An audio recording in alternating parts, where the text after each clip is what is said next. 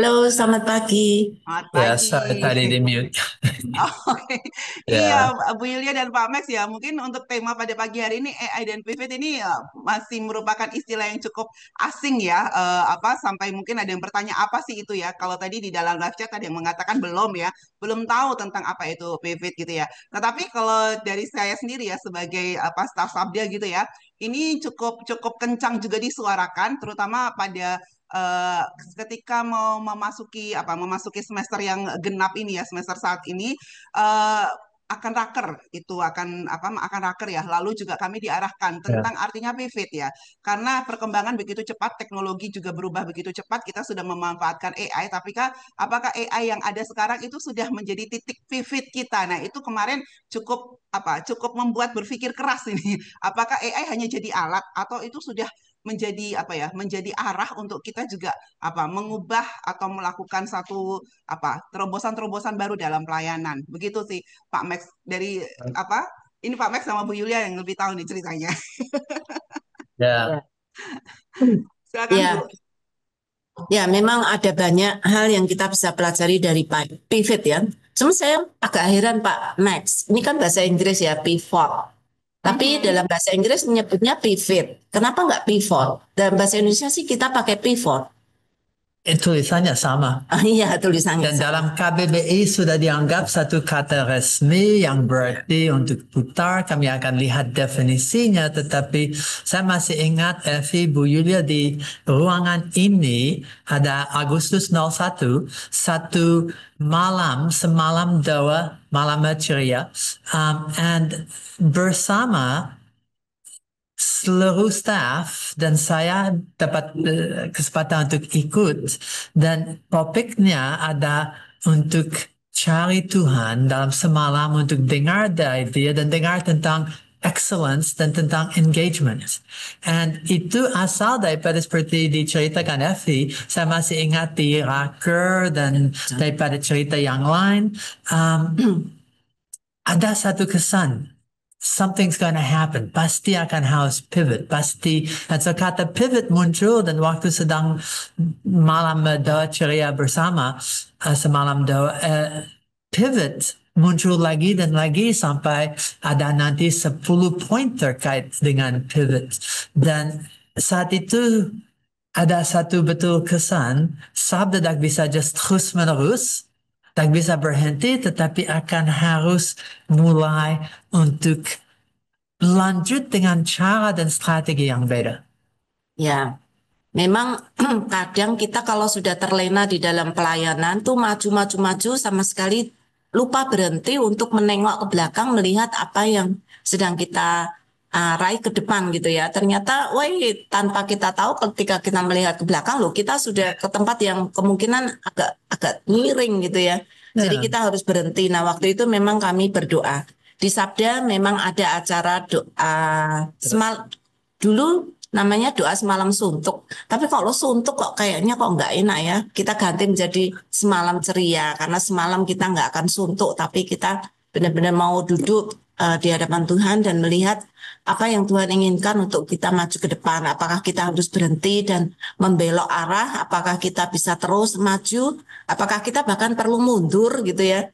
Nah, itu kita duduk bersama dan kita berdoa semalaman itu dan kita melihat bagaimana Tuhan ingin memimpin kami dan apa yang kami alami di Sabda seringkali bukan hanya untuk kita sendiri kayak tadi Pak Dono bilang ya. Apa yang kita alami itu kita mau sharekan kepada orang lain. Jadi ini saat yang tepat untuk kita bisa share kenapa kita mengambil tema AI dan pivot karena ya. Karena itu lahir ya, daripada malam itu dan lihat dalam bulan-bulan berikut bagaimana Tuhan sedang bekerja seperti judul yang ada untuk hari ini. Doa, lihat, evaluasi, dan berubah. Dan ya, akan bersama, tak hanya belajar tentang pivot, tetapi akan lihat seperti apa satu resep ya, untuk bisa pivot. ya. Akan lihat daripada seputarnya, dari konteks Alkitab dan pelayanan, tapi paling penting di akhirnya, apa hubungan AI dengan pivot? Dan seperti apa respons kita?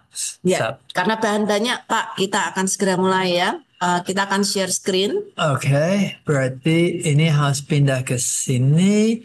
Saya harus kepada slide pertama. And harus share screen dulu. Oke, share. Sudah. Share lagi. Oke, kelihatan?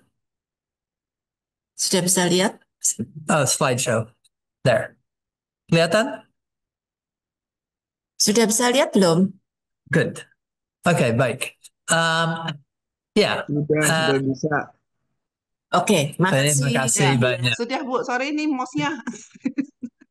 Ya. Oke, ini judulnya, and ini bagian dari satu series dulu AI dan organisasi Anda, tapi banyak orang yang ikut AI dan organisasi Anda sadar prinsip-prinsip sangat baik untuk hidupnya. Dan sekarang itu my business, my life.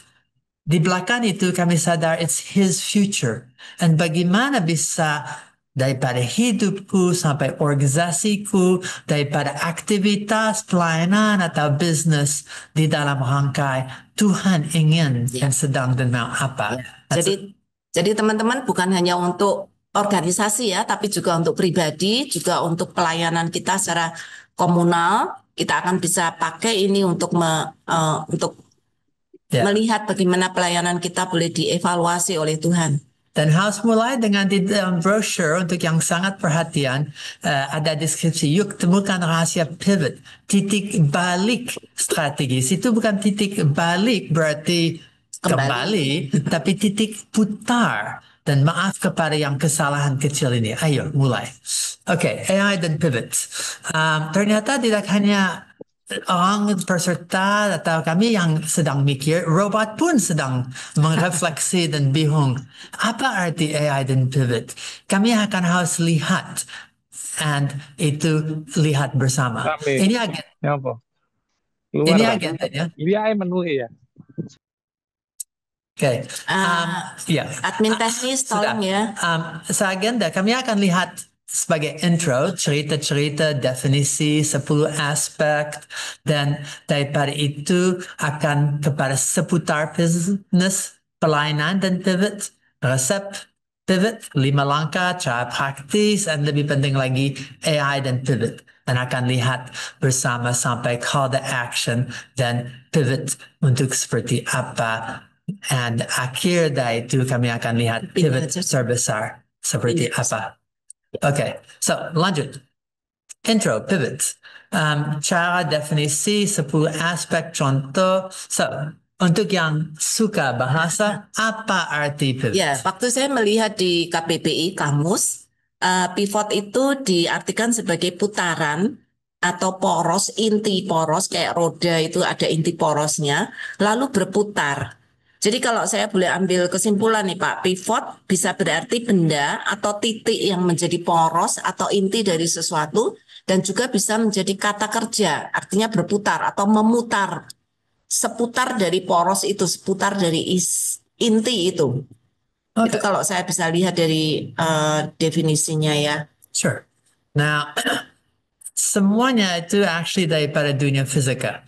Kalau mengerti fisika, pivot itu yang titik untuk leverage. Dan kalau punya lever, ada kiri kanan. Dan kalau saya dorong di kiri, tidak ada apapun kecuali antara kiri dan kanannya ada satu pivot. Satu titik atau satu tempat yang semua akan berputar atau berayun. Berdasar itu. Titik tumpu dari sebuah benda yang bergerak secara rotasi. So betul, ada rotasi atau, nah itu bukan rotasi full circle. I mean, roda punya axle dan itu akan putar, tapi mana putarnya di titik tengahnya. Ya, Pivot. tapi ternyata bukan hanya arti dalam dunia fisika aja Pak. Ada juga pengertian dalam konteks sport. Olahraga, khususnya olahraga basket, olahraga balet. Ya, di ballet pivot itu kalau lihat orang di satu kaki dan mereka putar dengan luar biasa atas satu kakinya. Wah, kasihan. Kaki yang cincit. Dari kakinya kasihan, pasti sakit minta ampun tanpa latihan. Tata di dalam basketball, orang bisa jalan-jalan tapi mereka taruh satu kaki dan putar berdasar kaki itu, pivot foot, mereka bisa putar-putar tapi tidak bisa ganti kaki. Dan Ya, kalau ganti kaki, kalau basketball itu namanya traveling, Pak. ya, traveling. Itu pelanggaran. Wow, itu Jadi, belajar dari mana? oh, aku dulu main basket.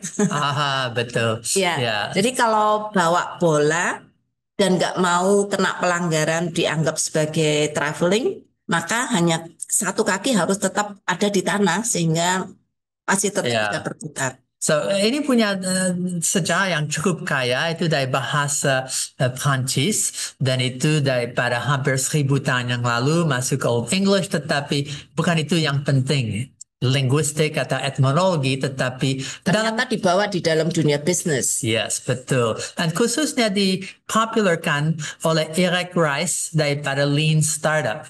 And dia bilang pivot adalah perubahan strategis yang signifikan dalam arah bisnis tanpa mengubah tujuan utama visi perusahaan.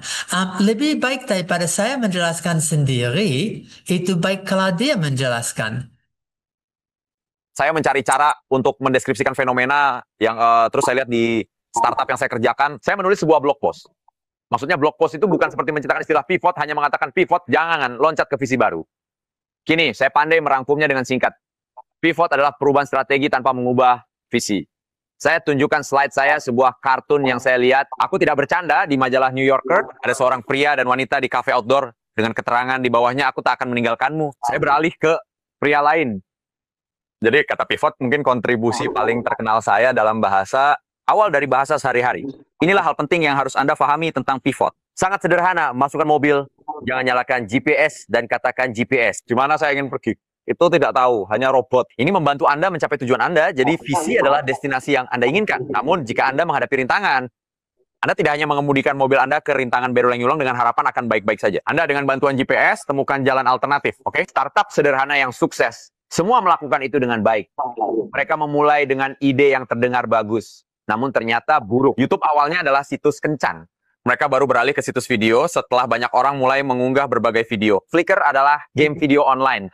Salah satu hal yang bisa dilakukan dalam game online adalah mengunggah foto, dan karena itulah satu-satunya aktivitas yang dilakukan pemain. Dibilangnya bisa membuatnya, kita sebut sebagai pivot zoom in, di mana Anda mengambil satu bagian produk dan membuat seluruh produk hanya berfokus pada bagian itu. Anda membuat layanan unggulan untuk mengunggah foto, padahal awalnya ingin membuat game online. Versi pertama Twitter adalah audio, layanan podcasting. Ketika mereka beralih ke Twitter, hanya ada beberapa ratus pelanggan. Maka metrik kemewahan yang disebut-sebut sangat rendah, mereka bahkan pergi ke investor dan berkata, kami sangat malu dengan hasil ini. Ingin uangmu kembali. Beberapa investor terbaik Silicon Valley membuat kesalahan miliaran dolar dengan menjawab, iya terima kasih.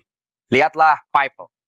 Mirip dengan uang digital di pido Anda. Kamu seperti anak kecil, apa seperti itu? Mereka memiliki visi untuk pembayaran online dalam bentuk apapun. Aku hanya tidak tahu persis seperti apa bentuknya.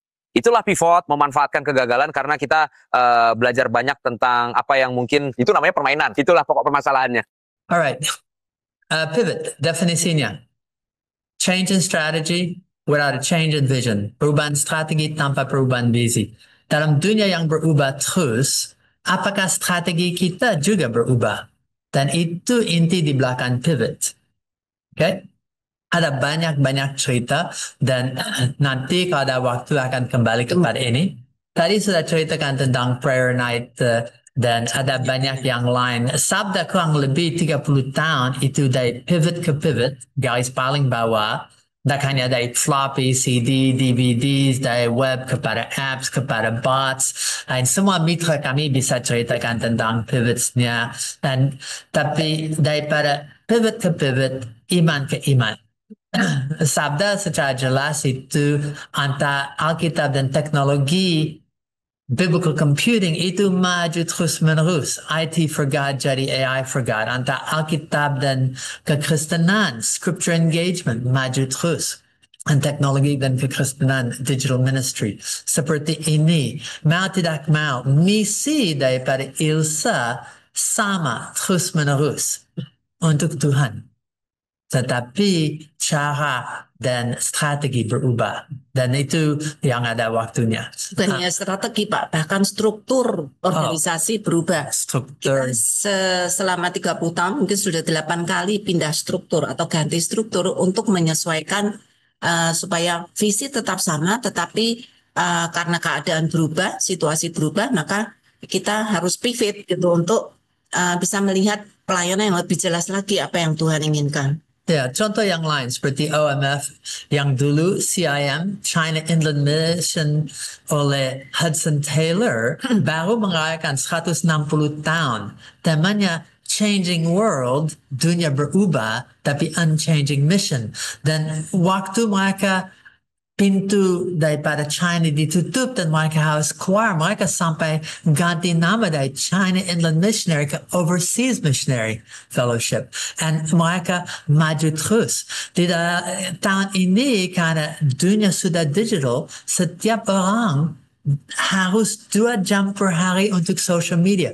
OMF berkembang dan ada saat strategis dan signifikan untuk mereka pivot. Mereka tidak Hudson Taylor China Inland Mission. Mereka tidak hanya dengan cara missionaries yang dulu. Atau untuk Bible translation, ada lebih dari 5 project daripada text sampai oral Bible translation atau dengan bahasa isyarat, sign language. Bible translation tidak hanya sekarang quality control dan bagaimana bikin produk yang terbaik, tapi scripture engagement itu dipakai dengan terbaik. Iya, karena dulu ketika selesai menerjemahkan, mereka anggap itu tugas sudah selesai. Tapi ternyata setelah diterjemahkan, Alkitab malah nggak dipakai karena belum ada engagement. Jadi sekarang mereka memperpanjang pelayanan mereka, bukan hanya selesai menerjemahkan selesai, tapi juga bagaimana itu bisa dipakai oleh masyarakat umum. Lebih daripada itu, dari komunitas, dari caranya, tapi sekarang digital, ternyata teks saat dicetak, bisa juga app, bisa audio, and multimedia. And so dunia untuk pelayanan, dunia untuk terjemah Alkitab sampai penggunaan sudah pivot beberapa kali. Tapi visinya tetap sama. Oh ya. Alkitab diterjemahkan ke dalam banyak bahasa. Setiap orang bisa dapat firman dalam bahasa dan bentuk sesuai untuk mereka. EMDC, mereka waktu ada COVID, ada lebih dari 1,000 orang yang sudah dijadwal untuk datang. Mereka mengubah semua jadi sistem hybrid online dan sampai hari ini online jalan terus, tapi annual jalan terus. Jadi sekarang malah lebih besar lagi. Dan sekarang dah hanya lebih besar, tetapi yang dulu hanya dihadiri oleh berapa ratus sampai 1,000 orang, dari 80 bangsa, daripada hampir 200 organisasi, sekarang ada 5,000 plus orang dari seluruh dunia yang bisa ikut online. Gereja dan sinod, maju atau mundur. HKBP, sinodnya waktu di Medan, temanya adalah transformasi gereja. Mereka sedang mikir gereja bagaimana tidak hanya lanjut, tapi betul harus ada satu perubahan yang sampai dasarnya. Bukan visinya, bukan teologinya, tetapi satu transformasi. Bagaimana daripada doa akan sampai kepada transformasi itu. Itu cerita tentang pivot. Dan saya lihat sekolah, universitas, STT, mereka sedang bergumul mau kemana. Itu pertanyaan sangat bagus, Pak. Mau kemana? Ya, dan dunia sudah sangat cepat sekali. Ya, satu contoh yang saya sering suka bilang dalam diskusi dengan satu sistem sekolah yang punya ribuan guru dan puluhan sekolah, mereka dalam diskusi dengan Bu Yuli dan saya, kalau dalam 5 tahun kami bukan AI driven, kalau kami tidak AI dan semua terintegrasi AI, anak-anak akan ke tempat yang lain. Okay? So, AI itself is a pivot point. Ada yang lain. Contoh, saya dah ada waktu untuk ceritakan, tetapi kemarin waktu omong tentang AI dan pendidikan, institusi pendidikan, China bandingkan dengan US. Waktu ada tanya jawab berkemaan di office hours, kami diskusi tentang Indonesia 24/5 akan mau kemana, sampai kemana, dan punya fondasi untuk IT, fondasi digital, and VC digital 24/5 yang termasuk AI, yang termasuk semua bergumulan untuk bagaimana Indonesia tak hanya digital literacy, tetapi literasi AI. Dan sejak COVID, Indonesia betul maju. Zaman dulu ada becak, zaman dulu, sekarang becak pun pakai HP untuk bisa dipesan. Atau warung, kami lihat warung separuh atau lebih daripada bisnisnya bisa daripada online. Tuh, Pak, tukang sayur juga. Ya, di pasar, tukang sayur. Sekarang sudah pivot. Mereka harus digital.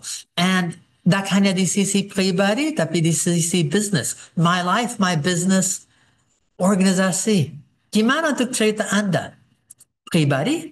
Gimana untuk cerita Anda dari organisasi? Apakah dua-duanya sedang mikir sama-sama terus? Ya, jangan. Atau berubah? Dunia berubah, kita nggak berubah, terus kita stuck nanti di mana, Pak? Ya, dan akan sebentar lagi lihat AI jadi titik pivot untuk bisa leverage, turn, and change.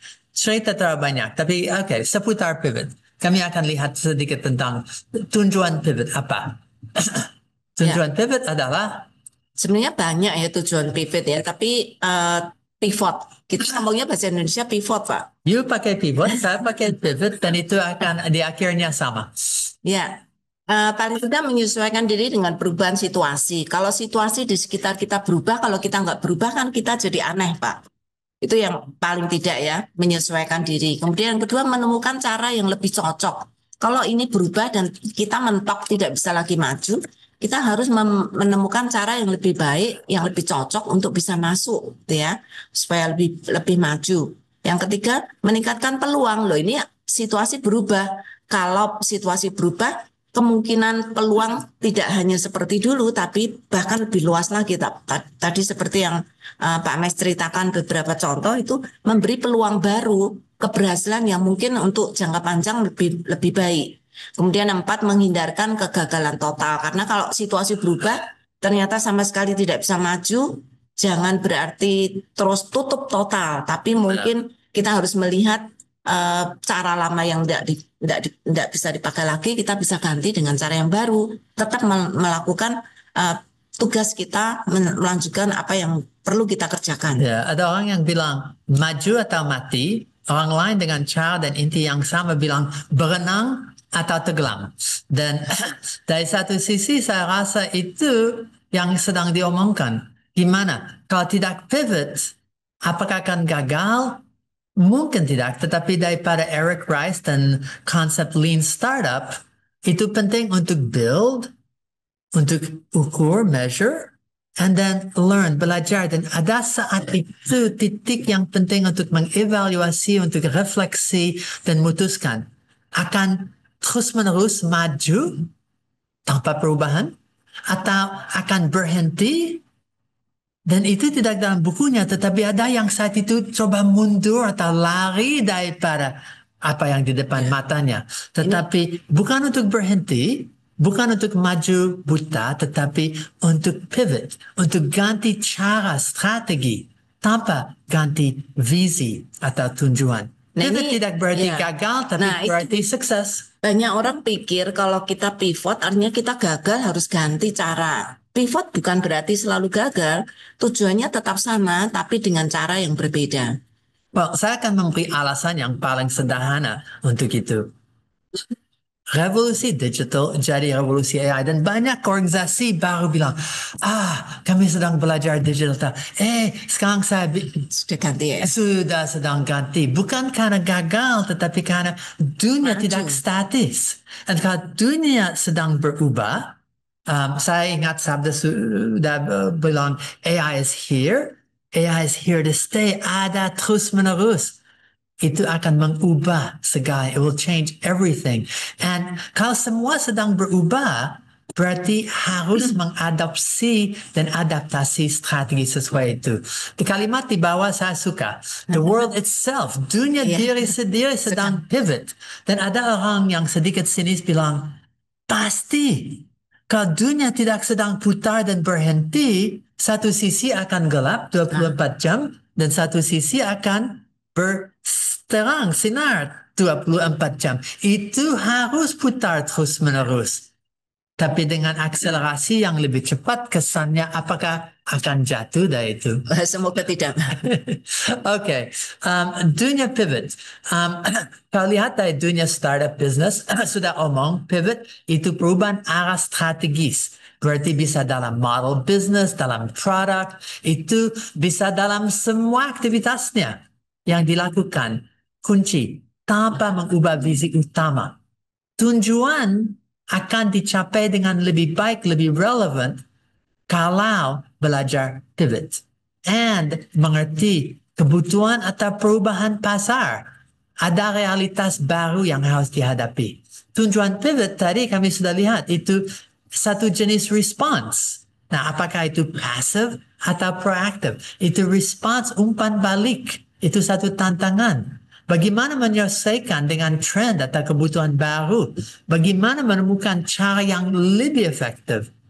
Kembali kepada alasannya untuk mencapai visi. Yang terjadi mungkin kami bisa terus-menerus kerjakan visi, tetapi dunia dan caranya berubah. Nah, ada banyak contoh seperti Instagram.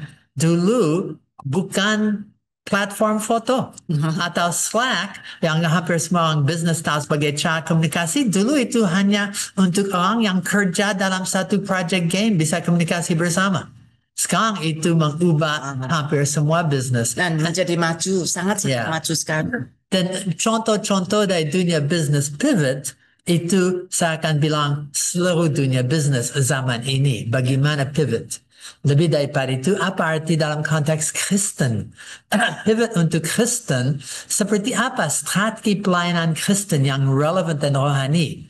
Dalam dunia pivot, dalam dunia startup kami sudah lihat perubahan arah strategis tidak mengubah visi utama. Dalam konteks pelayanan, dalam konteks organisasi atau hidup Kristen, pivot adalah kemampuan untuk terus setia pada panggilan Tuhan. Tapi masih harus bisa fleksibel and taat dalam caranya yang kita tempuh untuk menjawab zaman dan kebutuhan nyata. Kami akan lihat pivot sebagai satu akronim PEVOT. Ya, tapi kita akan masuk dulu ke ini Pak, dalam dunia kekristenan ya, untuk melihat bagaimana dan itu jadi fondasi yang menggambarkan kesiapan orang, yayasan, atau siapa apapun untuk bertumbuh dan melayani secara kontekstual di tengah dunia yang terus berubah. Oke, kami akan lihat sikap yang perlu itu harus dari dan asal satu sikap Alkitab ya. Dan sikapnya dan kami lihat melalui pivot bagaimana bisa diteguhkan tetap setia pada misi dan panggilan Allah, tapi tidak kaku dalam metode dan pendekatan. Dan maaf, gereja sering adalah institusi yang paling kaku, yang paling sulit sampai bisa bilang takut kadang pelayanan Kristen juga seperti itu Pak. Untuk mikir metode dan pendekatan yang baru.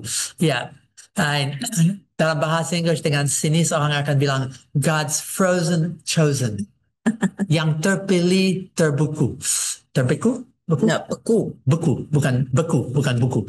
Ya, dan Paulus, dia mau ke Makedonia, tetapi Roh Kudus bilang, kisah para Rasul 16. Ya, kita pun mau belajar taat saat Tuhan menunjukkan cara baru. Saat harus pivot.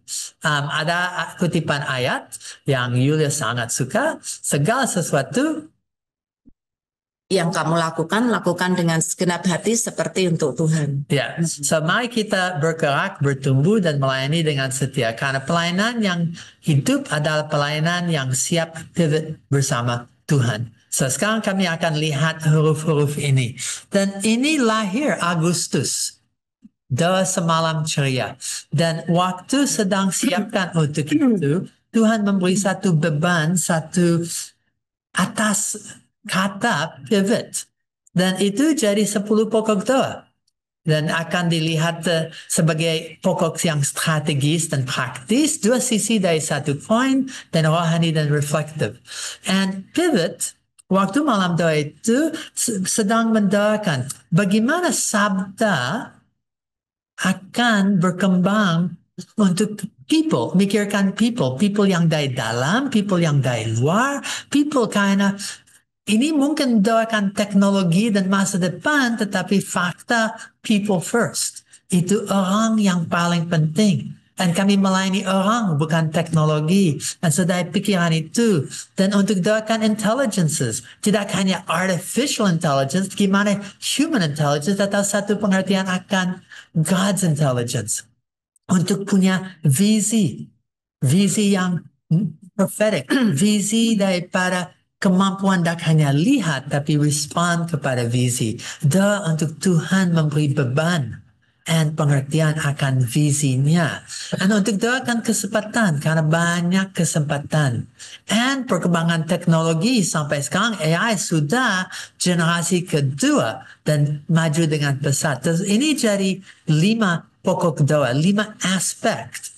Tapi dilengkapi dengan kata people, harus mikirkan partnerships, bukan sendiri, tetapi bagaimana kerjasama, bagaimana akan bermitra, bagaimana akan saling ada kunci di belakang partnerships. Bagaimana doakan untuk itu. Dan pivot tidak hanya tentang diri sendiri, tetapi semua relasi, to partnerships and people, tapi semua interaksi.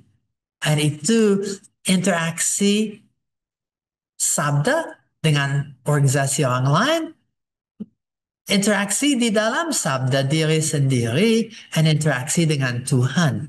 And then values-nya, nilai. Apakah God-based, God-first values daripada Alkitab? Karena zaman ini, daripada bias sampai semua jenis nilai apapun. Tapi apakah dalam fondasi Alkitab? Dan itu jadi satu aspek daripada pivot itu untuk mendoakan organisasi. Dua sisi, organisasi dalam struktur to organize, untuk mengatur dan mentata dengan bagus. Orang administrasi sangat sampai cinta organize dan organisasi dari sisi itu, tapi organisasi dalam arti organisasi yang lain, dan bagaimana bisa jadi satu entitas yang melayani luas. Dan terakhir, daripada transformasi. Seperti apa? Dan ini jadi 10 pokok doa. Dan ada di belakang itu ayat-ayat dan makna. Dan seperti apa biblikannya untuk people, ya. Dan kami satu persatu mendoakan hikmat, kecerdasan harus dari Tuhan, bukan dari mesin. Tapi bagaimana hikmat dari manusia daripada Tuhan dan dari yang artificial, AI. Untuk visi, tanpa wahyu, rakyat menjadi liar, tak ada bola mata, tak bisa lihat. Dan apakah visi Ilya memberikan arah dan tujuan pelayanan? Untuk opportunities, berapa banyak, dan saya tidak akan lanjut satu persatu, tetapi teknologi, semua bangsa mereka, gimana kalau sekarang ladang itu ladang yang dunia maya. Teknologi adalah sarana untuk mempercepat dan memperluaskan amanat agung. Kita dipanggil untuk memakai dengan bijaksana. And then untuk yang pivot kedua, dari sisi partnerships, dari sisi interactions, nilai-nilai, sampai transformasi. Janganlah kamu menjadi serupa dengan dunia ini, tetapi berubahlah oleh pembaruan budimu. Di situ sangat jelas, visi yang sama, tetapi betul ada perubahan dalam strategi, dalam cara. Kami tidak jadi seperti dunia, tapi berubah dengan cara yang Tuhan ingin. Bukan external, tapi juga internal, dua-duanya. Inilah panggilan utama. Okay? So anyway, lanjut. seputar Kristen Pivot, dan setelah itu akan lihat bersama dalam konteks pelayanan. Sebelum itu lanjut kepada yang Alkitab. Oke, seputar Kristen Pivot, makna pivot. Oke, atau pelayanan konteks Kristen. Pivot bisa diartikan sebagai lagi perubahan strategis dalam pendekatan pelayanan atau penggunaan alat, misalnya teknologi, tanpa meninggalkan panggilan atau visi dari Tuhan. Untuk pivot rohani atau Kristen, setia, kami sudah tahu, bersedia, siap, mau berubah, berani untuk bereksperimen, and bertobat. Saya lihat untuk orang Kristen, pivot yang paling dasar dan paling penting itu bertobat. Apakah hati sudah bertobat? Itu satu pivot. Sekarang Tuhan dan saya percaya dan Dia memberi hidup yang baru. Oke, Alkitab ya. Well, apakah ada contoh? Kalau ada waktu kami diskusi dan bisa lihat Yusuf, Joshua, Yunus, Daud, Daniel, dan lain-lain. Murid-murid, Saulus jadi Paulus, and Petrus, Yohanes. Banyak lagi. Bukan mengganti misi, tetapi mereka mengubah strategi atau lokasi pelayanan. Tapi hatinya masih arah kepada Tuhan dan masih setia, tetap taat kepada Dia. Okay, ini just satu tabel kalau mau, kapan Saulus mengenai jemaat, and then bisa lihat hidupnya dari Saulus kepada Paulus, and itu berapa luar biasa terjadinya. Untuk Petrus, ya, dia dulu satu fisherman, dia main ikan sampai di pimpinan gereja dan bisa lihat perubahan dalam hidupnya. Musa, Yunus, Matthews, semua ini contoh daripada pivot oleh tokoh Alkitab. Okay, so kurang lebih sebelum akan omong tentang pelayanan khususnya, kami lihat cara pivot, shift strategis dan alignment rohani untuk hidup, my life, dan pelayanan, aktivitas bisnisku. Saran, Anda dapat menggunakan dua versi pivot tadi. Yang pertama untuk mikir strategis dan praktis, yang kedua rohani dan reflektif. Okay, and ini doa untuk arah hati. Doakan arah dan hati yang baru sebagai momen evaluasi. Yang penting pivot seperti disabda mulai dari doa, akan lihat di resep, akan betul mulai daripada prayer, dan sebagaimana mulai daripada doa, berdoa bersama, evaluasi sampai bisa lihat pembaruan. Dan ada komitmen kepada itu. Itu untuk mengikuti pimpinan Tuhan dengan sikap hati yang lembut dan siap dibentuk. Dari Galatians, jangan kita jemu-jemu berbuat baik, karena pada waktunya kita akan menuai. Tapi kalau di dalam ladang yang salah, dengan alat yang salah, di saat yang salah, di tengah musim dingin, semua harus dibenar dan dibereskan. Tapi jangan kita jemu-jemu. Oke, sekarang yang Yulia pasti. No, balik lagi ke pelayanan. Huh? Ini Ya. pelayanan. Ya, tadi udah pelayanan. Ya, so ini pelayanan dan pivot. Tadi itu konteks Alkitab, konteks Kristen, itu 10 aspek. Sekarang kami akan lihat dalam konteks pelayanan. Pelayanan dan pivot, apa relasi, apa hubungannya? Itu seperti apa, Yo? Ya, sama dengan yang tadi sebenarnya sudah dijelaskan Pak Max banyak-banyak, gitu ya. Pivot dan pelayanan punya hubungan yang sangat erat sekali, karena di dalam pelayanan kita tidak hanya maju terus, tidak ada hanya satu jalan untuk pergi ke sana, bahkan istilah kata ada banyak jalan menuju ke Roma, ya Pak. Pivot dalam pelayanan itu bisa terjadi di tengah-tengahnya perubahan arah atau perubahan cara kerja, tapi misi utama atau visi yang Tuhan berikan, panggilan yang Tuhan berikan tetap sama, gitu ya. Kuncinya di situ. Bukan visiku, tetapi yang Visi Tuhan memberikan. Dan setelah itu dipegang sampai mati. Pegang terus. Ya, jadi pesan Alkitab atau panggilan utama yang Tuhan berikan, karena ketika Tuhan memanggil seseorang, Tuhan pasti akan memberikan firman Tuhan di dalamnya. di dalam panggilan dan di dalam firman Tuhan yang Tuhan berikan itu nggak boleh berubah. Tapi cara kita menyampaikan pesan atau cara kita menjalankan misi kita bisa berubah sesuai dengan perubahan zaman. Amin. Ini oleh AI ya. Iya, ini oleh AI.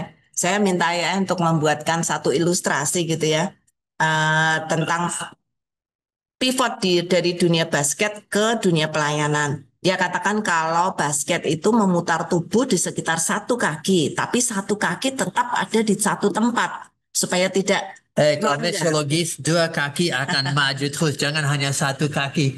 supaya tidak traveling, Pak. Kalau itu basketball. Di dalam pelayanan, dasar misi harus biblical, harus tetap sama seperti firman yang Tuhan sudah berikan pada kita. Tetapi strategi bisa berubah. Sebelum itu, saya sendiri lihat ada satu pivot di dalam gambar ini. Dulu kalau mau gambar ini akan harus ada orang yang tolong atau kerja keras atau teriak Jessica untuk anak akan menolong untuk bikin dan menggambar. Ini bikin oleh siapa? Ini oleh AI ChatGPT Dengan saya. Ternyata sekarang Bu Yulia jadi satu bukan pelukis tapi bisa bikin poster Saya yang punya alat, Pak. Asisten sehingga dia bisa bantu saya. Cara kerjamu sudah berubah. Ada AI. Kalau dulu tunggu 1 hari dulu untuk gambar ini selesai. Dan ini berapa lama? Setengah detik. Sorry. 5 detik. No, untuk ketik promptnya dulu. Oh iya, setelah promptnya selesai 5 detik lebih. Ya, so anyway, lanjut. Tetapi saya lihat dalam sini apa yang sedang diomongkan, caranya di depan mataku sudah berubah. Oke, so ini lanjut, pelayanan. Ya, ini salah satu contoh ya dari melayani orang Kristen saja pada saat itu, tetapi sekarang dengan perubahan zaman, perubahan dunia yang sekarang kita alami, kita tidak hanya melayani orang Kristen, tapi kita juga menjangkau generasi digital yang mereka sudah jauh dari gereja, Pak. Jadi dulu sasaran utamanya jemaat, tapi sekarang karena anak muda tidak di gereja lagi, kita harus keluar dan kita masuk ke dunia yang di mana anak-anak muda ada sekarang. Kamu aku tidak di gereja di mana? Nah itu di YouTube, di TikTok, di Discord, di Instagram. Jadi pelayanan menjadi pivot. Dulu membawa Injil ke orang-orang Kristen yang ada di gereja, di ada pelayanan. Sekarang kita pindah ke digital mission field yang sekarang menjadi mission field terbesar saat ini. Kita menyesuaikan diri dengan gaya komunikasi, format konten juga sekarang sudah berubah, tidak lagi seperti dulu. Dulu kan hanya khotbah ya Pak. Sekarang kita berinteraksi lebih baik dengan cara yang mereka bisa terima. Berarti kalau saya mengerti pivot, dan lebih lagi asalnya dari lean startup, build, measure, learn, saat ini bisa lanjut terus dengan seperti dulu? Tidak ada yang mau Pak. Atau bisa berhenti? Tidak mau. Tuhan panggil kita untuk terus maju. Berarti harus ada satu koreksi, satu perubahan, satu yang baru, cara dan strategi, tetapi masih lanjut visi asalnya. Ya, jadi tujuan dan pesan utama tetap sama. Visi yang Tuhan berikan tetap kita perjuangkan dengan semangat yang sama.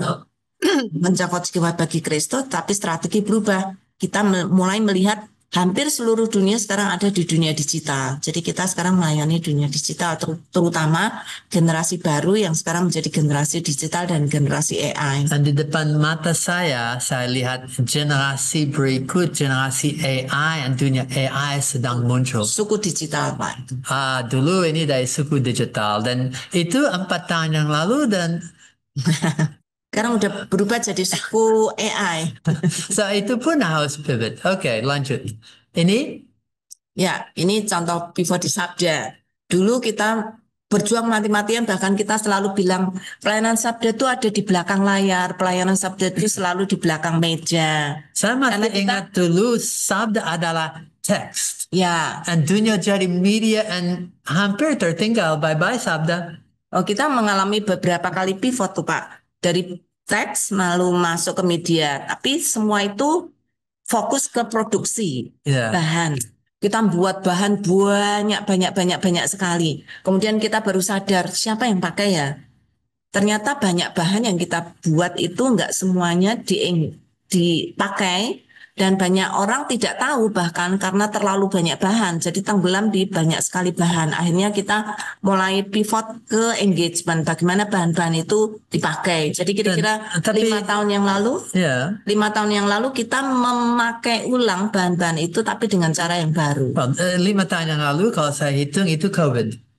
Ya. Dan Sabda saya lihat saat itu sampai pivot kepada live, kepada video, kepada ada series dan itu jadi 50-an sampai 100 videos untuk menolong gereja yang dalam masalah yang sama. Bagaimana karena COVID bisa betul pivot visi, misi, hati untuk jemaat yang sama, untuk khotbah, untuk bisa gimana nya. Ya. Dan saat itu ada satu perubahan. And Itu sebabnya mulai 5 tahun lebih dari 5 tahun terakhir ini kita lebih memakai cara-cara baru seperti PA bareng online, komunitas PA ditingkatkan, lalu kelas-kelas online juga ditingkatkan. Sekarang lebih banyak orang bisa engage lebih baik. Jadi fokus utama bukan menghasilkan berapa banyak bahan yang bisa di-download oleh orang, tetapi berapa banyak orang benar-benar hidup dari firman Tuhan itu ternyata menjadi fokus yang jauh lebih baik. Dan Ya. itu yang Tuhan arahkan ke kita. Karena kalau kita bikin bahan, kalau bahan tidak dipakai untuk apa? tapi tidak otomatis sukses karena saya masih ingat daripada Sabda punya team resources atau Sabda resources dan doa utamanya kemarin itu bagaimana bisa resource engagement, tidak hanya resource production. So, okay, mau saya lanjut. Okay, saya lanjut. Right, so ini kepada resep. Jelas berapa banyak contoh, berapa kebutuhan, and lebih lagi waktu kami lihat AI dan pivot. Ya. Tetapi dulu mulai dengan satu resep. Seperti apa? Definisi lagi. Berubah strategi tanpa berubah. Nah, ini saya berharap Bapak Ibu dan teman-teman semua yang ada di online saat ini di Zoom sudah paham betul ya bahwa yang kita sedang bicarakan itu adalah mengubah strategi, bukan mengubah visi. Visi Tuhan akan tetap selama-lamanya, firman Tuhan tetap selama-lamanya. Tapi cara kita menyampaikan harus berubah sesuai dengan perubahan zaman, perubahan lingkungan yang kita sekarang miliki. Dengan AI sebentar lagi akan lihat. Okay, so ini resepnya. Saya mulai dengan English dan di bawah ada versi Indonesia dan kami akan lihat nanti langkah per langkah. Tetapi ada 5 langkah and 3 cara untuk menyampaikan. Yang kiri itu utama. Resepnya mulai dengan doa, prayer. Daripada itu insight, lihat. Daripada itu akan evaluasi. Dan daripada itu akan mengoptimisasi, akan sampai transformasi. Now, kalau saya lihat prayer, saya kepada yang slide berikut. Ini akan mungkin menolong. Prayer itu berdoa. And akan doa tentang apa? Possibilities. Tentang placement. Opportunities. Tentang kesempatan. Dan semua kami ada di mana. Kami akan mulai dengan kami di mana dan apa yang kemungkinan. So, berdoa itu yang pertama. Seperti dalam brochure. Mulai dari doa. Setelah itu akan lihat. Setelah itu evaluasi, akan mikir dan lihat strategi dan akan berubah. Saya mau baris per baris. Mungkin itu akan lebih menolong kalau mulai omong tentang seperti apa pivot. Awalnya di mana? Jujur, pivot bisa mulai dari 2 sumbernya. Satu, dari situasi yang di luar. Dan waduh, kaca ini bagaimana responsnya? Tapi jujur saya rasa itu mungkin lebih sering mulai daripada hati nurani. Mungkin lihat situasi di luar dan tak berubah. Tak apapun, just lihat. Jadi penonton. Tetapi kalau Tuhan mulai bisik kepada hatiku tentang saya ada di mana. dan semua kesempatan dan keinginan sampai apa rencananya. Dari situ mulai satu keinginan untuk tanya Tuhan, untuk lihat dengan lebih baik, untuk mengerti dengan lebih baik. Dan itu langkah berikut. Dengan doa, Tuhan akan menolong untuk membuka mata saya, membuka hati dan pengertian saya. Saya tidak hanya punya sight, tapi insight, pengertian akan ke dalam dan keluar. Saya akan mulai dapat informasi. Saya akan mulai untuk investigasi. Dari doa, itu langkah pertama dari pivot. Saya akan mulai untuk tanya dan untuk cari. Dan saya akan mulai lihat dengan mata yang baru. Dengan mata yang siap untuk lihat. What is God doing in the world? Apa yang Tuhan sedang lakukan dalam dunia? Dan harusnya respond kepada itu. Kesempatan seperti apa? Nah, berdoa dan lihat itu penting, tetapi harus juga evaluasi. Evaluasi akan mulai untuk menilaikan mana yang baik dan tidak. Kalau saya di sini terus tertinggal, kalau saya ke sana belum siap, bagaimana Anda sebentar lagi akan mulai mikir strategi, tetapi daripada doa dan mulai lihat dengan mata yang baru, saya akan harus mikirkan dengan cara, dengan viewpoints, dengan pandangan yang beda. Saya akan validasi. Oh, ini baik, ini benar. Ini tidak. Ini nilai yang penting. Ini tidak sepenting itu. Visi saya. Visi, vision, lihat, visi untuk evaluasikan untuk sesuai atau tidak sesuai dengan visi itu.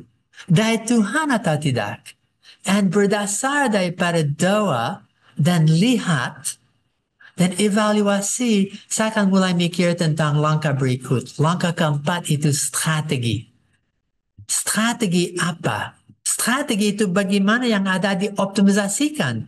Bagaimana lihat kesempatan, opportunities yang baru, dan bagaimana mikirkan outcomes yang beda. Kalau langkah pertama berdoa menghasilkan langkah kedua untuk lihat dengan cara yang baru, hal yang baru, saya akan daripada evaluasi mulai mikir mana yang baik, mana yang tidak, mana yang optimal, lebih efficient, lebih effective. Itu arti dari kata optimize. Mana yang pintu terbuka, itu opportunities. Ladang yang hijau. And apa outcomes-nya? Why? Apa outcomes-nya? Berhasil, buah, seperti apa yang akan terbaik. And so, doa, lihat, evaluasi strategi, dan langkah kelima, yang paling penting, tidak hanya akan lihat dan mikir, tapi sekarang harus berubah. Kalau lihat hurufnya, bless, you, ubah. Atau bless, berubah, buat. So, pilih aja, maaf untuk main huruf, tetapi lihat ke Englishnya. Change, berubah, perubahan itu transform. Harus transformasi. Harus mikirkan tentang transisi. Dari manakah saya ada? Nomor satu, tempatnya dengan kesempatan. Kepada sekarang saya mau kemana. And harus dilengkapi, di training. Dan di belakang semua itu yang paling pertama dan utama itu Tuhan. Semua dari training dan transisi, transformasi untuk Tuhan. Semua akan perlu workflow. Saya masih ingat di waktu Effie sedang omong dengan Pak Dono. Dia omong tentang workflow. Berapa penting untuk mengerti langkah per langkah. Dan bagaimana daripada idenya awalnya bisa pilih dan milih cara dan strategi yang tepat untuk saat ini dengan peralatan yang ada. Training and kolaborasi kolaborasi saya dengan orang lain, kolaborasi saya dengan teknologi, dengan AI, dengan organisasi, workflow dan kolaborasi. Ada dua hasil daripada proses ini. Dan lebih penting lagi, semua ini dalam konteks for God. Sekarang, yes, berubah untuk Tuhan. Hidupku dengan prinsip ini bisa dievaluasi, dimikirkan sampai bisa berubah dengan strategis. Untuk Tuhan, bisnis, pelayanan, organisasi akan atau tidak akan di-pivot untuk lebih relevan untuk Tuhan. Ya, ini disimpulkan oleh Pak Dono. Makasih Pak Dono ya. Pivot dalam kehidupan Kristen diartikan sebagai perubahan strategis dalam pendekatan pelayanan atau penggunaan alat, misalnya teknologi, tanpa meninggalkan panggilan atau visi dari Tuhan. Jadi pivot secara Kristen fokus pada panggilan Tuhan, tetap pada jalur yang benar, tetapi fleksibel dalam cara kita melayani. Bersedia berubah, tadi willingness ya, bersedia berubah arah ketika Tuhan membuka peluang atau menunjukkan cara baru. Lalu berani bereksperimen dan belajar dari pendekatan lama yang sudah tidak relevan dan pergi ke yang lebih baik. Ya, Ya, oke. terima kasih Pak Dono. Tadi saya terjemahkan dalam bahasa Indonesia. Dia kirim dalam bahasa Inggris. That was just fine. Okay. Ya, Ini dari Yeah. chat okay. Pak Dono kirim Yeah. live chat. AI dan pivots. Oke, sekarang kami akan lihat alasan, beberapa contoh, dan tadi semua ini jujur tanpa AI berapa penting. Tapi sekarang karena AI itu lebih penting lagi. Saya munculkan slide ini lagi. Revolusi digital sudah memaksa berapa banyak orang untuk mengubah mau tidak mau. Sekarang bisa jadi korban lagi, bisa tertinggal lagi. Saya masih ingat frase digital immigrant. Saya masih ingat frase digital native bandingkan dengan digital refugee, orang yang lari diri dan tak bisa menerima. Tetapi sekarang revolusi AI memaksa mau tidak mau, changes everything, sedang berubah segala daripada pendidikan sampai kerja daripada pelayanan. So, mengapa? Apa AI dengan pivot? Well, bisa lihat AI sebagai alasannya. AI is the reason, it's the cause. So dari satu sisi, mengapa harus pivot? Lebih lagi saat ini mikirkan tentang pivot. Mengapa topik ini mau tidak mau untuk sabda jadi topik karena AI jadi AI 2.0. AI sudah berkembang dengan lebih lagi dan itu jadi alasan, itu jadi akibat. Tapi juga karena AI bisa mendampingi sebagai konsultan, sebagai satu yang terlibat dalam prosesnya. Dan itu sesuatu yang luar biasa. Saya masih ingat dengan beberapa organisasi sedang AI dan organizational change, konsultasi mereka. Dan mereka kaget waktu AI bisa menolong untuk lakukan SWOT.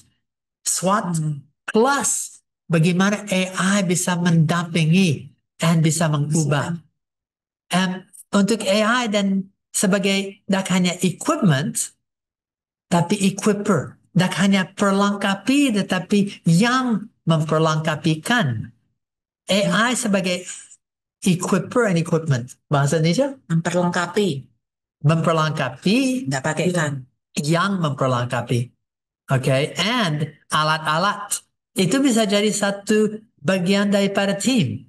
AI sebagai resource and process. And karena itu kami pivot tidak hanya karena AI, alasan, tapi dengan AI, alat, dengan segala pengertian sampai bisa lihat mengapa AI dan pivot, karena AI jadi alasan, jadi alat, tapi jadi assistant untuk prosesnya. Itu jadi asset, resources untuk prosesnya. AI jadi pivot point. Daripada itu, gimana respons kita? Dan saya sudah tadi omong sedikit, tetapi digital world jadi AI world. Tapi reason and cause utama itu menghasil generasi yang digital AI. karena itu akan harus pivot. Daripada organizational change, maps, multi-assessment planning, systems, scenarios, and strategies untuk brainstorming, untuk SWOT. Semua ini alasan AI penting untuk menolong atau even jadi bagian dari proses pivot. Sebagai equipment dan equiper untuk bisa punya training 24/7. Untuk bisa punya mastery, untuk bisa mengerti dengan lebih baik. Sebagai agency dan agent atau mitra dalam prosesnya. And dari sisi resources, seperti apa Center of Excellence, Center for Excellence, and AI first. AI dan pivot. Okay? So, apakah hubungan? Ini harusnya, okay, apa hubungan setelah itu contoh-contoh. So, apa hubungan pivot dengan AI? Ya, AI bisa jadi dua. Tadi Bapak sebenarnya sudah jelaskan ini. Satu bisa jadi alasan, tapi juga bisa jadi alat. Dan ketiga, assistant. Lanjut. Ya, bagi saya alat itu ya asisten itu, Pak. AI sebagai alasan, kehadiran AI memaksa organisasi dan pelayanan mengubah cara berpikir, cara bekerja, dan cara melayani. Jadi pelayanan kalau masih ingin tetap relevan harus melakukan pivot strategi agar pelayanan bisa tetap relevan pada era AI. Jadi AI sudah mengubah cara kita berpikir, cara kita bekerja, dan cara kita melayani.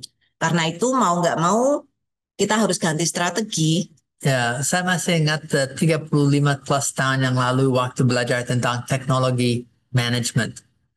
AI yang saat itu, sekarang, saat itu technology as the driver of change. Technology itu dalam dunia business, the main force of change. And so, itu jadi alasan dunia berubah secepat ini. Mau tidak mau. Tapi gimana AI sebagai alat? Ya, kehadiran AI juga bisa menjadi alat utama untuk melakukan pivot, bahkan mempercepat.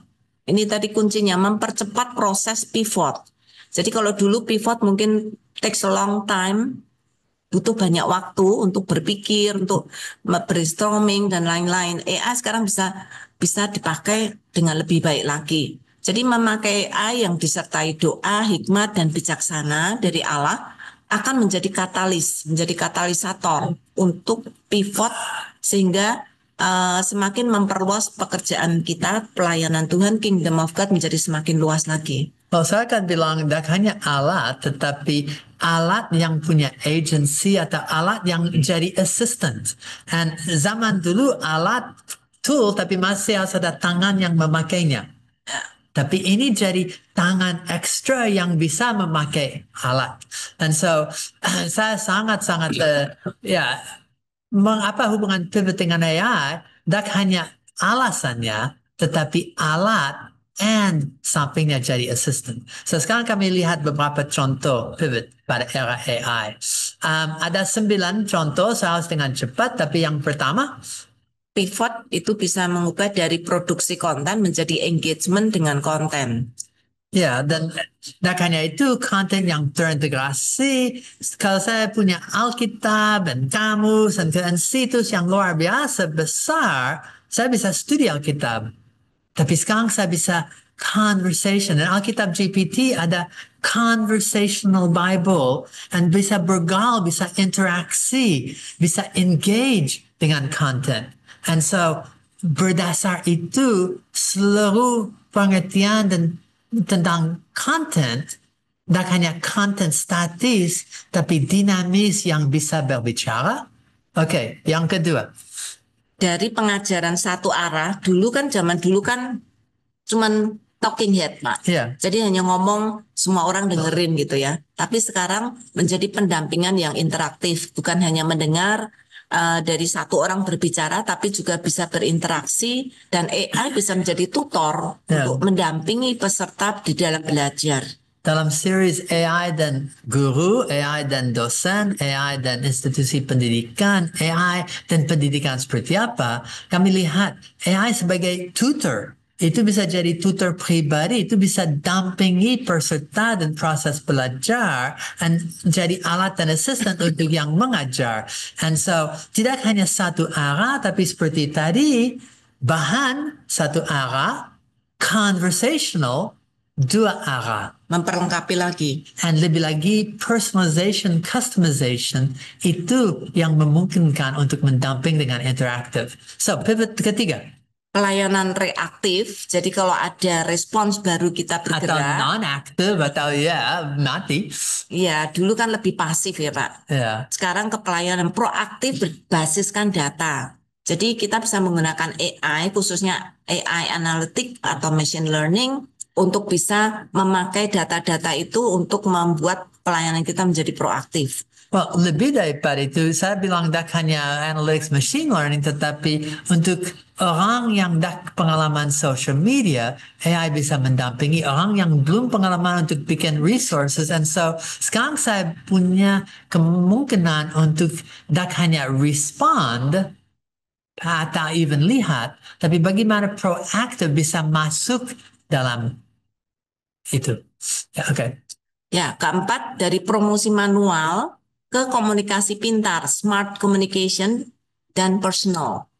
Tidak hanya brosur dibuang gitu ya, tetapi bisa lebih personal lagi. Jadi gunakan AI personalization tools untuk bisa mengirim pesan dan langsung ditanggapi, tidak harus menunggu kita punya waktu bisa menanggapi. Jadi AI bisa sangat menolong untuk bisa Tak hanya promosi tetapi multiplikasi. Saya Iya. lihat bahan yang ada, kalau dulu house manual, sekarang itu bisa dengan AI, tetapi untuk memultiplikasi, untuk bisa seperti tadi interaksi, semua ini AI bisa menolong. So bagaimana bisa bikin newsletter yang otomatis daripada khotbah dengan pertanyaan diskusi untuk yang kelompok sel. Semua ini bisa sangat AI menolong untuk prosesnya. Dulu harus tunggu untuk ketik sampai ada dalam warta minggu berikut satu kesimpulan. Sekarang proses sangat bisa diubah. Ya. Ya. Yang kelima, dari pelayanan lokal menjadi pelayanan lintas bahasa dan lintas budaya, atau dari pelayanan lokal ke pelayanan global. Ya. Nah, AI translation itu sangat menolong sekali untuk bahan kita yang dalam bahasa Indonesia bisa diterjemahkan ke dalam berbagai bahasa. Tapi itu hanya sisi bahasa, dari sisi budaya pun bisa. Ya. Ya. Jadi menerjemahkan hal-hal yang mungkin tidak bisa disampaikan hanya dengan bahasa ya, tetapi dengan budaya, sehingga secara teologis bisa lebih diterima. Ya, dan sekarang dari sisi scripture engagement, dari sisi misi, dari sisi pelayanan di satu tempat bisa dilokalisasi, diterjemah kepada tempat lain. AI sangat menolong. Saya kerja dengan organisasi yang bahannya saat yang sama sedang keluar dalam 40 bahasa. Ini menjadikan kesempatan kolaborasi misi dunia itu menjadi sangat dimungkinkan sekali, terkhusus untuk menjangkau anak-anak muda, Pak, audiens muda. Ya, saat ini Alkitab GPT sedang kerja dengan Faith Comes by Hearing untuk studi bagaimana bisa punya exegetical tool untuk oral Bible translation yang bisa dalam sampai 30 plus bahasa. Dengan fondasi yang sama, kemampuan bahasa dan untuk budaya luar biasa. Yang Ini tadi Pak Dono minta yang nomor 3 dilihat lagi. Pelayanan reaktif ke pelayanan proaktif, Pak Dono. Oke, deh. 6. Ya, kerja manual ke kolaborasi antara manusia dan AI. Kalau dulu tidak kalah lagi, berarti itu sudah jadi agen. Ya. Ya, AI tools yang kita sudah ribuan ada AI tools yang ada bisa mendukung produktivitas tim. Entah itu AI writer untuk menolong teks, untuk AI designer untuk media, dan untuk gambar-gambar visual juga bisa AI summarizer yang bisa menolong untuk meringkas bahan dan semua bahan-bahan bisa menjadi lebih praktis karena AI bisa menolong kita dengan lebih jauh, lebih cepat. Satu hal yang sangat menyedihkan mensedihkan. Saya lihat yesterday jumlah yang masuk lebih sedikit dari semua yayasan. Bagian besar punya kesulitan dapat tenaga yang cukup. Dan kalau tenaganya daripada manusia turun, syukur kalau ada tenaga daripada AI yang bisa mendampingi. Asumsi sudah bisa dipakai dengan baik. Berarti harus pivot untuk belajar. Focus, format, objective, context, user, and specific style, special needs. Harus bisa mengerti bagaimana pakai AI untuk PA and bagaimana pakai AI untuk pelayanan. Bagaimana pivot. Yang ketujuh. Pelayanan manusia terbatas ke pelayanan tak terbatas, non-stop. 24 jam 7 hari. So sekarang bisa pindah kepada 24/7. Ya, Non-stop. Berarti Kalau- tidak perlu tidur lagi. manusia tidur, Pak. Yang nggak tidur AI-nya. Oh, itu alasan di tengah malam jam 3 pagi situs Sabda masih orang datang dan masih orang yang sedang baca firman and bahan-bahan seperti itu. Betul. Sebelum pivot, digital sudah membuka kemungkinan. Tapi sekarang mereka bisa dengan chatbot interaksi kapan aja. Saya mikir tentang chatbot yang bukan Alkitab GPT, tapi Christian Counseling GPT. Orang yang biasa di tengah malam bangun gimana omong dengan siapa. Oh, sekarang hasil daripada AI bisa 24/7 pelayanan diluaskan. Oke, yang ke-8. Pelayanan dalam gedung menjadi pelayanan di dunia digital. Oh, ini sudah jadi COVID. Ya, dulu kan fokusnya hanya di dalam gedung, Pak. Sekarang di dunia internet, di mana saja bisa. Jadi AI bisa digunakan untuk membantu bahkan mengenali digital seekers, orang-orang yang sedang mencari jawaban rohani untuk hidupnya, untuk masalah arti hidup dan lain-lain. AI bisa menolong untuk mengenali siapa saja yang menjadi Yeah, digital well, seekers. Pelayanan dalam gedung sudah di luar gedung, tetapi untuk bagaimana lebih efektif kepada ladang misi, bagaimana saya masih ingat suku digital waktu diajar saat COVID dan sebelumnya, dan saya lihat AI mentingkatkan dan mengubah kemungkinan. Tinggal 10 menit, Pak. Ya. Oke, kalau itu yang terakhir. Ya, keputusan berdasarkan intuisi sekarang menjadi strategi berdasarkan insight spiritual atau data. Ya, dulu harus menduga, tapi dengan AI bisa analytical data, bisa lihat polanya, bisa lihat dampak, bisa mengukur. And build, measure, learn, ternyata pivot itu hasil daripada mengukur. Hasil daripada saya ukur dan saya belajar dengan AI, orang bisa belajar dengan lebih tepat, lebih dalam, lebih sesuai dengan apa yang diinginkan. Okay? So, itu contoh. Sekarang bagian 5C tentang AI dan pivot. Dan khususnya AI for God, kan ada beda. AI secara umum, secara luas, tetapi AI for God sebagai satu gerakan. Kami bisa lihat AI for God itu saya akan bilang satu pivot yang generasi kedua, ketiga, keempat. Karena pivot kepada pivot memungkinkan pivot daripada classical kepada digital, and digital yang dulu floppies and sampai digital yang mobile, sampai digital yang AI. And AI for God lahir daripada satu pivot 2,5 tahun yang lalu, 3 tahun yang lalu. And belakang AI for God ada excellence. Kalau ingat waktu ada doa semalam ceria, ada 2 topik yang jadi inti dari semua doanya. Yang pertama, doa untuk excellence.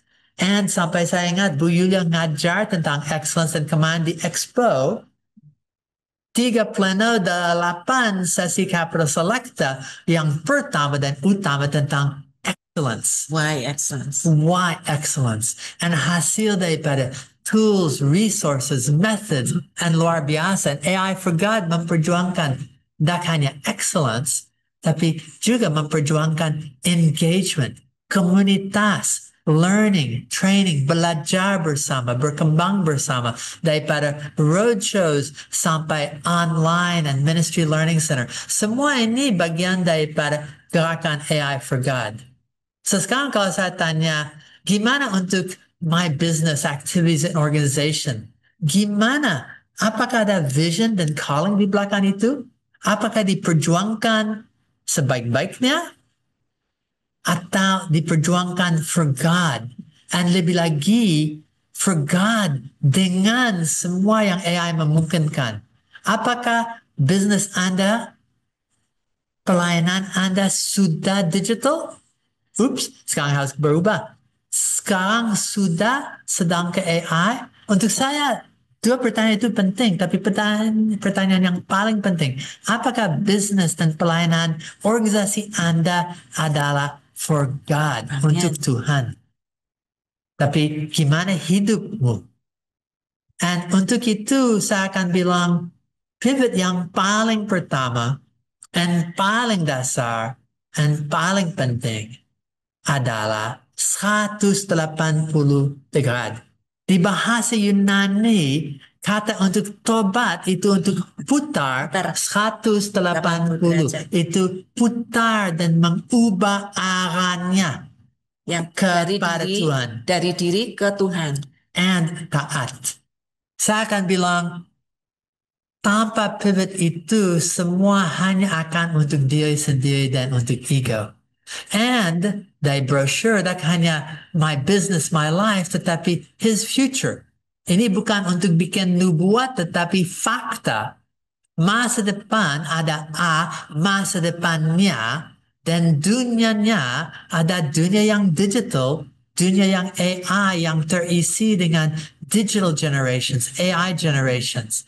AI for God memperjuangkan itu untuk mempersiapkan the body of Christ for his kingdom, his people, and his purposes. Apakah Anda memperjuangkan for God, untuk Tuhan, untuk kemuliaannya? Saya akan bilang kalau mikir AI for God plus pivot, AI for God, diri sendirinya, gerakannya, konsepnya, ada sesuatu yang pivot enabler. Itu menolong, mendorong Anda dan organisasi Anda untuk bisa pivot, untuk bisa siap dan bisa relevant. Okay? And ada satu lagi, tidak hanya AI for God, tetapi kalau ikut expo, kemana ada bocor, kalau ikut ulang tahun tanggal 20 Senin depan, akan dengar lebih banyak, dan dalam 2 minggu AI Talks akan jadi tentang AI for God, Center for Excellence. Tak sama dengan Center of Excellence, tapi for Excellence. Tidak hanya sama dengan AI Center, tapi satu pusat untuk AI for God. Ingat slide sebelumnya, tapi AI for God bisa diperjuangkan dengan excellence, dengan engagement. Bagaimana bisa betul pivot dan punya satu pusat yang dalamnya punya tools untuk AI pivot, resources untuk AI pivot, learning, belajar bersama untuk AI pivot, dalam komunitas untuk AI pivot. Now, gimana call to action untuk itu? Slide yang sama. Call to action seperti apa? Well, saya akan bilang panggilan, no, but kami sedang didorong untuk pivot, mau tidak mau. Pivot ada resepnya, tetapi karena dunia sudah berubah, apakah Anda sudah siap dan berani untuk mengubah strategi? Berdasar sudah berubah dan mikirkan evaluasi, berdasar sudah lihat, berdasar sudah doa. Doa untuk bisa lihat, untuk bisa mengevaluasi strategi yang tepat untuk bisa berubah, untuk bless dan berbuah. Okay? And so ada satu call untuk AI pivot. Now, dalam teori ini harusnya akhir daripada, tapi ada satu poin tentang pivot yang saya rasa terpenting dan saya khusus menyimpan itu untuk sekarang. Jadi kunci. Apa pivot terbesar dalam sejarah manusia? Pernah mikir tentang itu? Seluruh sejarah manusia pivot atas satu titik. Saat Kristus datang dan mati di atas kayu salib, seluruh ada shirt tuh. Ada shirt tadi. Saya punya satu untuk orang bisa lihat. Okay, that's okay. Anyway, pivot terbesar dalam sejarah manusia adalah saat Kristus datang ke dunia dan mati di atas kayu salib. Christ is risen, the pivot point of human history. Sekali lagi, kami mengajar tentang AI dan pivot karena kami tahu pivot itu hal terpenting yang jadi di dalam seluruh dunia. Dan berdasar itu, kami mau menyampaikan dan menselesaikan topik ini. Christ is risen, the pivot point. Tapi pivot point of human history, sejarah manusia sudah sampai titik sekarang, AI. Mau tidak mau, apa arti Christ's pivot yang memberi hidup yang baru, hidup yang kekal. Christ pivot di abad zaman AI. So, gimana dengan hidupmu, bisnismu, pelayananmu? Apakah sudah doa lihat evaluasi strategi dan berubah?